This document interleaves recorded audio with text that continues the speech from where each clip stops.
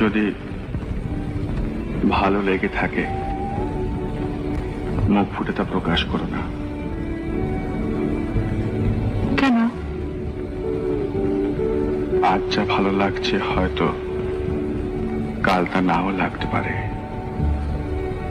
যখন জানতে পারবে